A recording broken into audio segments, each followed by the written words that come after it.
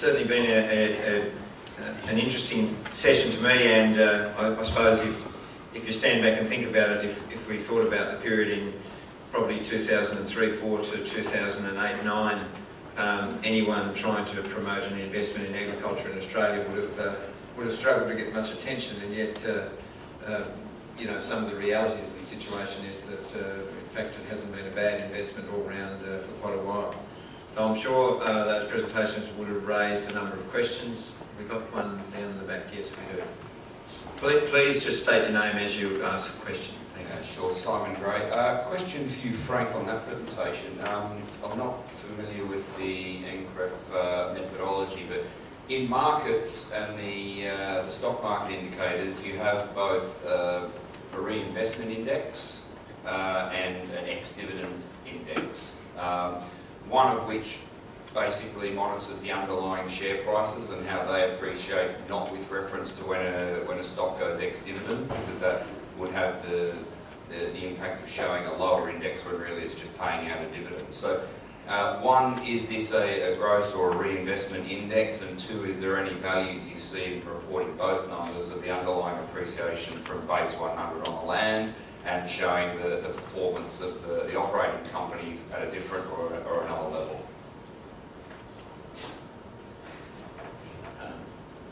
That's far too complicated. It is really simply, at the end of the quarter, you go to the P&L for the farm, and it says it's made $10 or lost $10 on a $100 investment, so it's 10 up, 10 down. And the capital will say it's $1,000. You know, you stay at $1,000. There is no one making any assessment about future dividends or you know, past dividends. It's just what physically has happened for that quarter. And so it's just, yeah, I hear what you're saying. I don't fully understand. I understand the valuation methodology. That means someone's sort of imparting a consideration of the dividend to come, etc. This is just physically what's happened for the quarter. So it's supposed to be there's supposed to be no one's input into it. Just take financial statements which have been checked by an independent auditor on an annual basis. So that's the numbers. You have to make your assessment of whether it's going to be agricultural land or commercial property or a share investment. Nick Tan from New South Wales Department of Mining Industries. Gary mentioned the role of the media investment, and one of the things I guess they focus minds on is foreign investment in land in Australia. And that's just, I guess, one part of what foreign investors may want to invest in when they think about agriculture. And I guess I'm focusing on foreign investors because as a country we're net importers of capital, and so they've got to be a big part of the conversation when we think about investment. And I guess my question to whoever has an opinion on the panel is, how well do we understand what foreign investors want to invest in Australian ag? Yeah. I guess that's for me. Look, I think there's varying levels of understanding about what we understand about what they want to invest in, but there's also a 10-time-fold difference about their understanding about what they want to invest in. The number of times that I've sat in investment meetings in China and Hong Kong and Singapore with various groups and then determining what it is that they want to do and drawing this picturesque ideal of what it is, and I'm sitting there trying to think that they want the Gippsland in Alice Springs. And the disconnect is, yes, a lot of our understanding about what they're after and extracting that, but it's also their education of what it is that Australia has to offer and the benefit of our low-cost production systems. Invariably, that is not well understood. It's sort of almost like the ideals that they've gone to for a trip from Los Angeles to New York and drove through Midwest America and expecting to find that in the middle of Australia. So yes, there's continuing work, there's incredible work that needs to happen around that, and it's the constant challenge.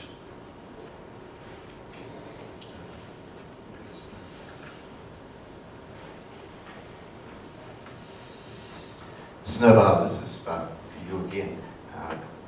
You made the comment that, you know, the success stories and of major agricultural investments in Australia really don't hit the press. And, you know, we know that there's no shortage of Hanrahan stories hitting the press.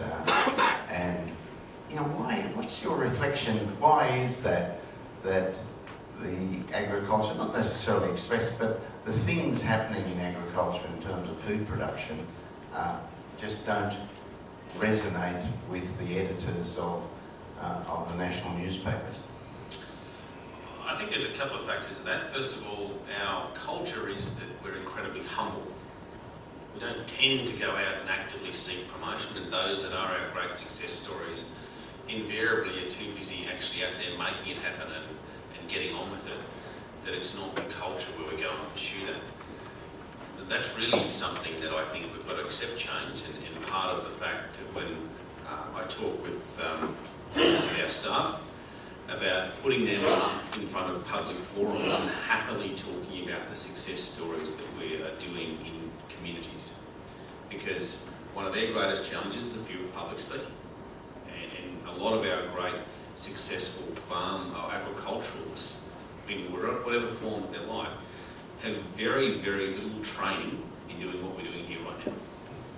And therefore, they're relatively uncomfortable in being confronted by the media and how to deal with that and how to proactively do it. I think culturally, I think through the Australian Farm Institute and some other organisations around there, we need to be proactive about pushing this stuff and getting some stories out there around it. It is something that we've got to face up to, and we've got to put it out there, because otherwise it's just too easy to write the negative story. My feeling is confidentiality. You know, David's here. We can ask David to say what was his numbers last quarter. I mean, he should correctly say, no, I'm not going to tell you, it's between me and the investors.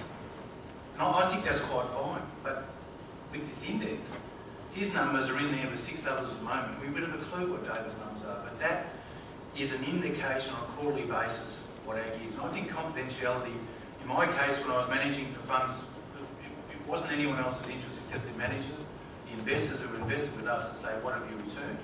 The problem is, how do you compare with someone else? And that's where I'm really quite strong. The index, confidentiality has to be assured, and that gives you an indication. Can I just make one comment too? So you use the terminology food production, and I think that's where there is real lack of sophistication in the media as well when a lot of these investment things get brought up. So I'll take the Kidman purchase, for instance. It was all about land size and how significant it was. Now, it's a huge land size because it's all crappy country in the middle of the desert, although we've heard this morning it might not be as crappy as we thought, but it's still, you know, the Kidman cattle herd is less than 1% of the cattle herd of Australia. It's quite insignificant in terms of a food production story.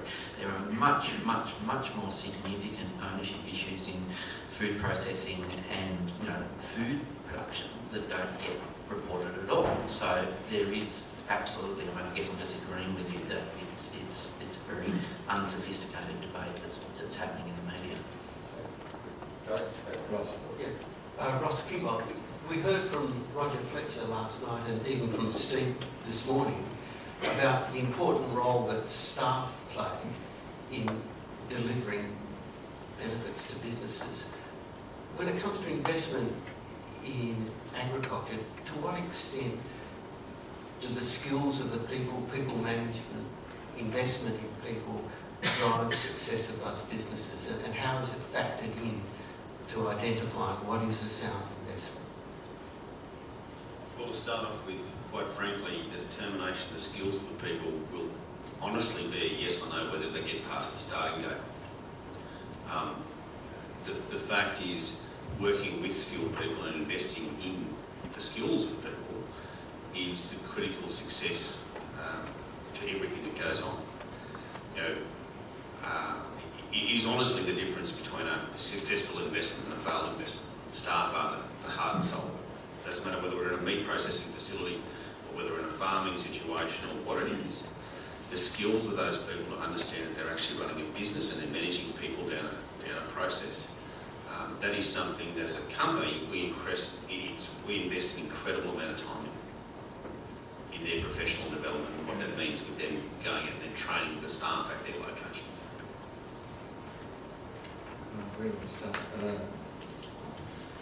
Oh, sorry. I didn't realise the microphone was there. Jeff Lucas, the structure of superannuation funds in Australia, which enables people to move funds or move their superannuation from one fund to the next, how much of an impediment in terms of the liquidity of investment is that to encouraging investment in agriculture? Insignificant, absolutely insignificant. It's, I don't know, is it $7 trillion or something? I lost track of it. It's insignificant. And they've got all their rules and regulations to say that they won't upset the apple cart by changing. You know, it's insignificant. I wouldn't even consider it. I think it's 130 trillion or something that's invested, but it is, I think, 30%, Jeff, that has to be, 30% that can be long-term. 2/3 has to be in, liquid enough that can be very easily moved. But so 30% of 100, whatever it is, trillion. That's a lot of it. But what I'm saying, we've got 0.3% in agriculture, so it's insignificant, the agricultural exposure. We're not at 30 yet. Yeah. David. Yeah, very interesting discussion this morning. I'm very interested in the fact that there's little appetite for investment in agriculture in the developed or high rainfall area, and particularly if it's 2 hours from Sydney or Brisbane or Melbourne. However, there's significant scope for development and redevelopment of agriculture in those areas. I was just wondering if there's any thought of how you overcome the challenges of developing and aggregating in those areas, particularly trying to derive what a fair price for that land asset might be, given that a lot of lifestyle is in those capital cities. They see on very overvalued real estate, and they see a parcel of land looking very cheap, but it's not a production value. So is there any scope, do you think, for further aggregation and productivity development in those areas? From a personal perspective, absolutely. One of the great challenges that I think agriculture faces, or the entire country faces, is the maintenance of land, the environmental sustainability, and the putting a value on people investing and looking after it. It horrifies me to drive into places where I grew up, down in the Hunter Valley, and see properties that there are 1,000 acres or 500 acres that could be dairy producing, that could have been beef producing, that could have been whatever. And the state at which that land has gone back to, in the sense of the lack of maintenance on it, whether it's weed control or whatever else, there has to be a commitment from the environmentalist community and the country as a whole, and understanding that there does need to be some investment in how to do that, because the challenge with a lot of those investments is their rate of return that they can produce off that 500 acres versus what it's now valued at in accordance with real estate is simply not there. But we need to keep that land productive. We need to keep the cows on it, we need to keep the lambs on it, we need to keep the dairy on it. So it is a huge challenge. And I guess my point to that in regards to the 2 hours is more the fact that how real estate agents often pitch us proposals is around that context. It's the proximity. Distance is not our concern. It really doesn't concern us if we're driving 10 hours or flying or whatever else. It's about finding the right asset. So it's not saying, in truth, to be clear, that we'll never invest in a 2-hour proximity. That's not true. The issue is it's just not, that's not the key selling point. That's not our key driver. I just reply, I think we're in a great country. It's a Western world, and if you own the asset, you can do what you like with the asset, as long as you're not breaking a regulation.